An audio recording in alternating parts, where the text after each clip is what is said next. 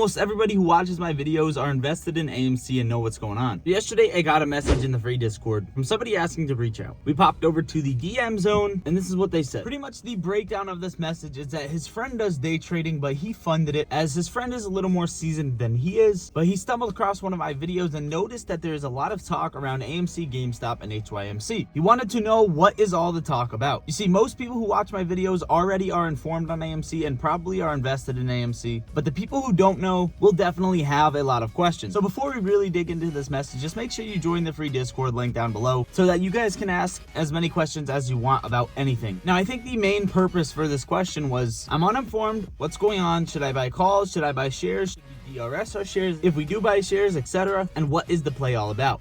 Okay, so if you're in the stock market in general or just jumping into the stock market, we don't have to go deeply into the basics, but pretty much you can short sell a stock or you can go long on a stock by purchasing shares. Well, when you sell a stock short, you usually have a short thesis that this company is not valued at this price or should not be valued at this price, and or this company should go bankrupt, in which case you earn 100% profit from your position. Now, on its way to through COVID, AMC as a company was not doing very well. They were burning tons and tons of cash, closing theaters, and ultimately it looked like they were going to go bankrupt. Now, no, this didn't start necessarily with AMC, but I'm going to use AMC as the base because I think that is ultimately what a lot of people are seeing throughout YouTube. Every single thing I say has to do with GameStop as well, not so much HYMC, but we'll touch on that. So back in January of 2021, there is an app called Reddit, and on Reddit, there was a page created called Wall Street Bets, which eventually got toxic and was filled with degenerates, people losing a ton of money, and slowly just went down the rabbit hole, yada, yada, yada.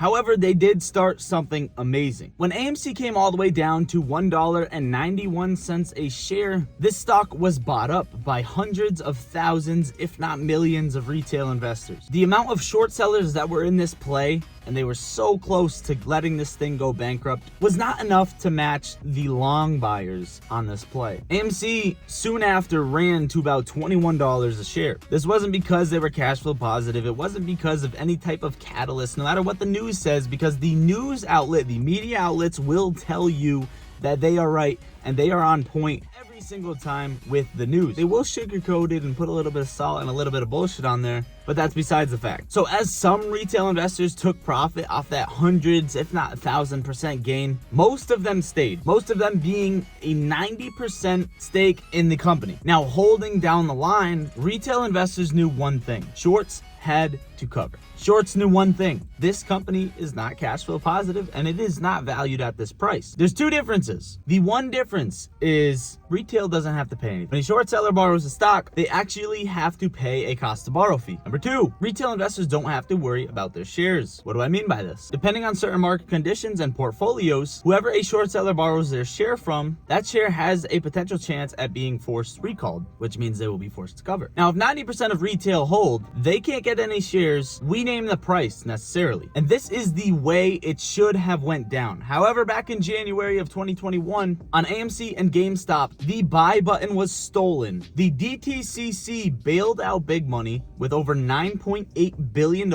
and everything was set to PCO, position close only. And from there on, retail found out the stock market is not played fairly. The system is not fair at all. Short sellers can band together to make a company go bankrupt. Retail investors, when they try to band together and save a company, illegal tactics are taking place to protect big money. And this is exactly what we've seen. It's not only in January did we see this. You see, there's a thing called failure to deliver, and they can occur on a lot of stocks. However, at an abnormal rate, it's a sign of synthetic shares or fake shares, aka naked shorting, when you borrow a stock that you can't locate or you don't have, which is exactly why it's tough to understand how AMC's share price went from $70 and is now down to about $6. Well, okay, Adam Aron, the CEO of AMC, issued a 8 equity unit. This is a dividend. Now, this was to raise capital for the company through dilution. As we get this dividend, they dilute it, they raise capital, they clear debt, eventually going cash flow positive, then shorts don't have a thesis on the play. However, what this also was supposed to do is go through computer share and give us an accurate share count. Doing so, we did realize, not surprised, that there was high amounts of price suppression and illegal tactics amongst AMC? Well, the first very possible day of failure to deliver is to occur when a new stock or new equity unit is put on the market on the NYSE had 43 million failure to delivers. Now, sure, failure to delivers can occur for about 4 to 8 different reasons.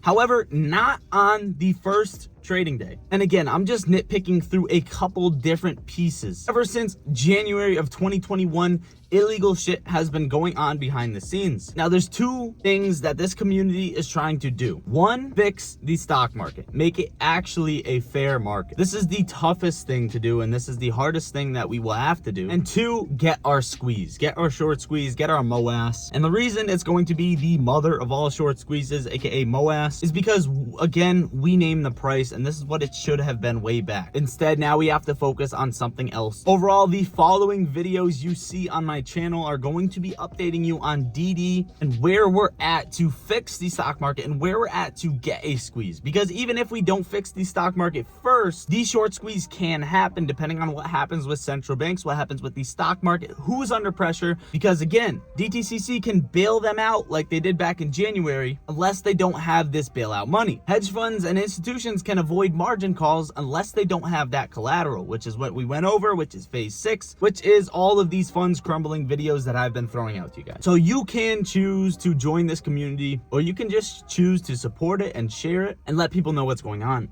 Now, I haven't seen the Netflix series, the GameStop saga, so I can't really give an opinion on how accurate it is. However, the media outlets and what gets put on Meta is not something I would assume to be 100% accurate from a retail's perspective, and would probably piss me off if I watched it. But again, I don't know. I will probably watch it in the future. This is what I got for you. Again, I'm on vacation, guys, for this week. I should be back Saturday, but I'm going to try to keep up to date with you as best as I can. Again, you can see I'm in the car right now because we're out with the family. We have a lot of company. I had to hop out and make this quick video. That is it, guys. Just smash the like, share the video to people who don't know. Let your friends know. I love you all, guys. Hit that subscribe button, hit that like button, get your 10 free stocks pinned in the top of comments. Lottery stocks out.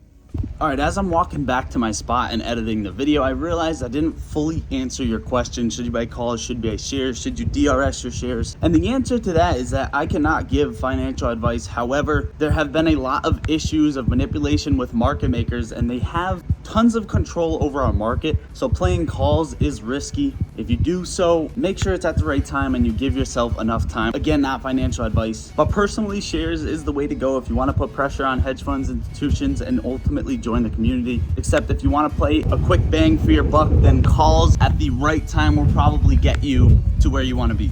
As for DRS, there's a lot of commotion about it because when the stock runs high, people want to make sure that they can sell fast, and they're not sure if you can do that with DRS.